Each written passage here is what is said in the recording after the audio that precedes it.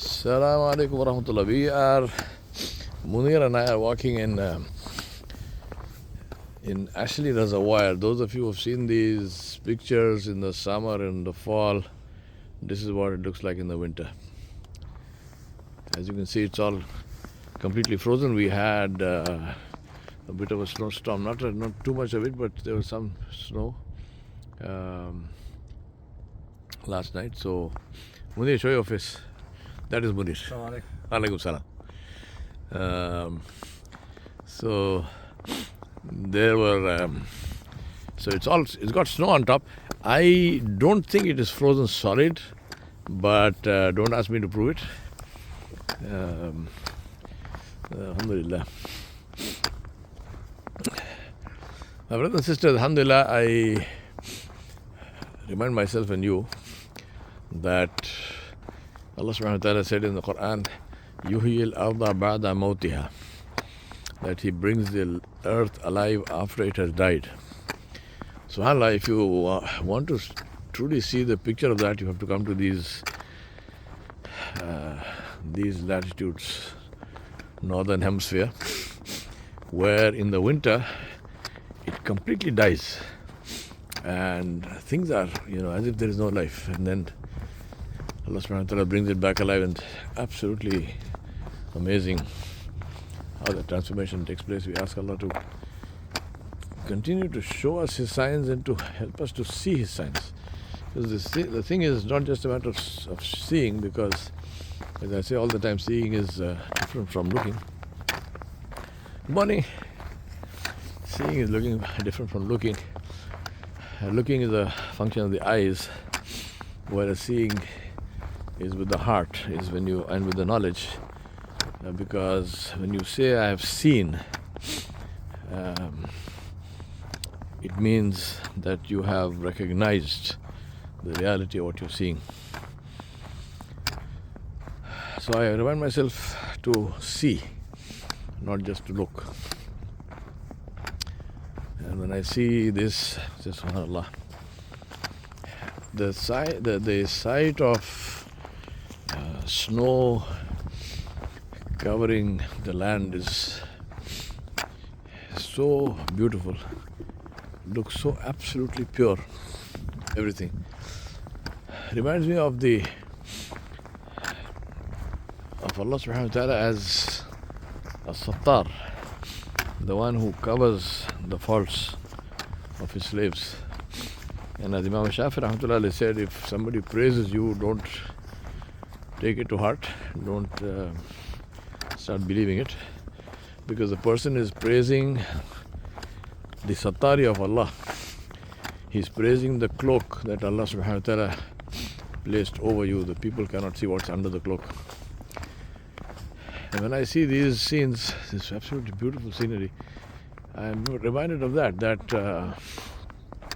yes, it is very beautiful. It looks so peaceful, harmonious, smooth, level. No dips in it, no bumps in it, no holes in it for anyone to fall into and so on. But that's far from reality. If you walk across that field, then you really know the depth of the snow, you know what's under it and so on. With this phone, it's not so easy to see just now, but it's there is water there, which is not yet melted. So alhamdulillah,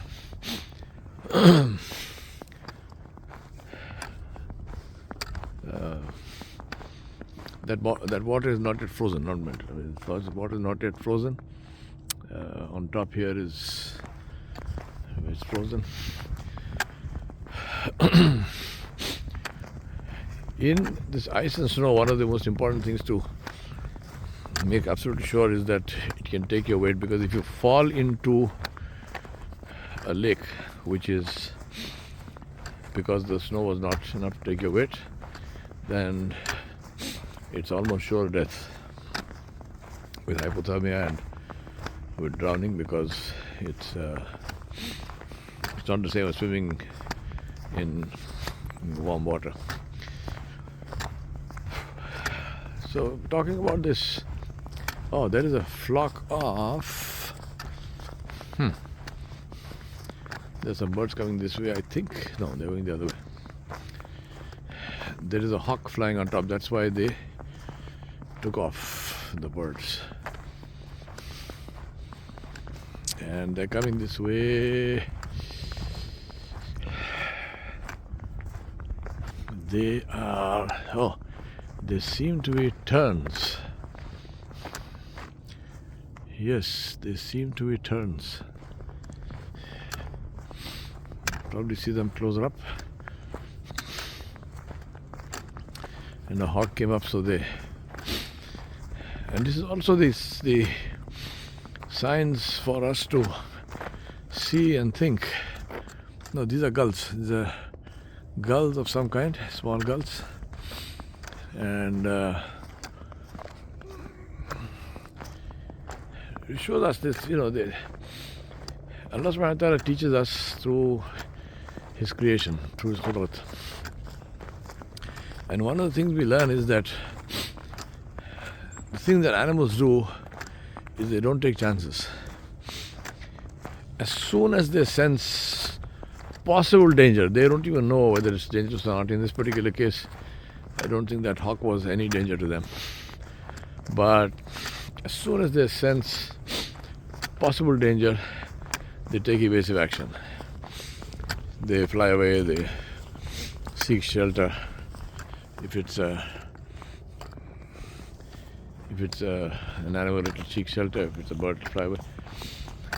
Which tells us to think about what do we do when we sense danger. But the problem is that we have got used to a lifestyle where we have got used to danger, not in any sense of being capable of handling it, but we have got used to not getting alarmed and not panicking when we really should be panicking.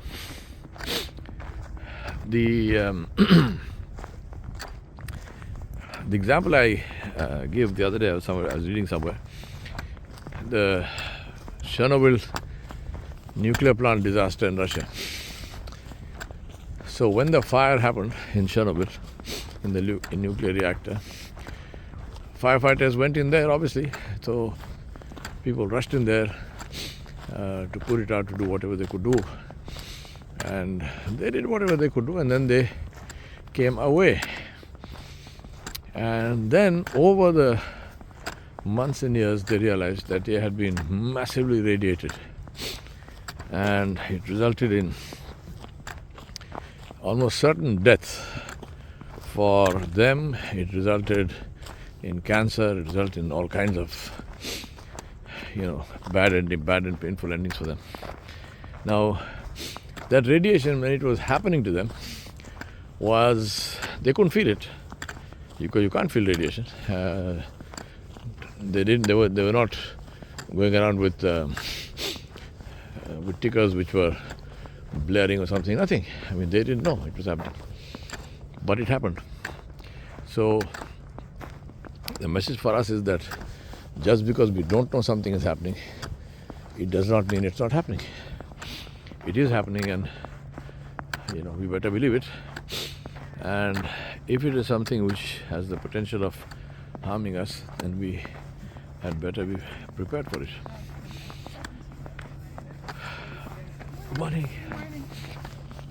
So if we are, and the same thing here, if you look at our lives today, the danger of our lifestyles, the danger of society. And again, this society, I wish I could say, go to Syria and you will be safe, or go to Saudi Arabia and you will be safe, and go to India or Pakistan or Iraq or somewhere. But the truth is that you will be safe only if you keep yourself safe and if you know how to keep yourself safe. Because there is no such place as a safe country anymore. This culture of materialism, this culture of promiscuity, the culture of wokeism, liberalism, and on the other hand, the culture of extremism, all of these are now global cultures. And if one doesn't catch you, something else will catch you. So the way is to protect yourself, is not to try to run away from that, because you can't, but to protect yourself and keep yourself in a state where it doesn't matter what it is, it won't get you. And that's what I advise myself, and I advise you. Therefore, if you say, well, how should I protect myself? That protection is constant istighfar and tawbah. Because it does two things. One is, when I'm making istighfar and tawbah, I'm conscious of Allah subhanahu wa ta'ala, because I'm making istighfar to Him and I want to turn towards Him. So that's the first one. The second one is that istighfar and tawbah is protection by itself. The one who makes istighfar and tawbah frequently, Allah subhanahu wa ta'ala takes care of him, protects him, solves his difficulties and problems in life, and provides him from sources that he cannot imagine. So it's something which I advise myself to do, and I advise you to do. Constantly keep making istighfar and tawbah. And like all adhkar, don't make it routine, don't make it, just keep on saying astaghfirullah, astaghfirullah while you're doing something else. No. Be conscious of that and say, I'm seeking protection of Allah subhanahu wa ta'ala. I'm turning to Allah subhanahu wa ta'ala from this. And think of the sins. Think of what you have done. Think of what you have made tawbah about, and inshallah, with full confidence that Allah has forgiven, because we make tawbah with this consciousness, with this trust that Allah has forgiven us. But at the same time, we continue to turn towards Allah subhanahu wa ta'ala. And keep doing that, inshallah. This is the shield, that's the protection. We ask Allah subhanahu wa ta'ala to protect us and to keep us in His special care and keep us safe. Wa sallallahu ala nabiyil kareem wa ala alihi wa sahbihi ajma'in bi rahmatika ya arhamar rahimin.